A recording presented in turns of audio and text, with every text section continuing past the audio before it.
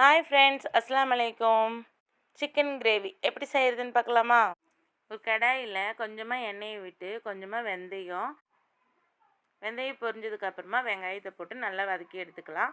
வெங்காயத்துக்கு தேவையான உப்பையும் போட்டு நல்லா வதக்கினா வெங்காயம் சீக்கிரமாக வதங்கி கிடச்சிரும். அப்புறமா கொஞ்சமாக கருவேப்பிலை போட்டுக்கலாம். வெங்காயம் நல்லா இந்த மாதிரி ப்ரௌன் ஷேப் ஆனதுக்கப்புறமா நம்ம இஞ்சி பூண்டு பேஸ்ட்டையும் போட்டு நல்லா வதக்கி எடுத்துக்கலாம். நல்லா வதங்கினதுக்கப்புறம் தேவையான மல்லிப்பொடி, மிளகு பொடி, காரத்துக்கு தகுந்த மாதிரி போட்டு உப்பெல்லாம் பார்த்துட்டு போட்டுக்கலாம்.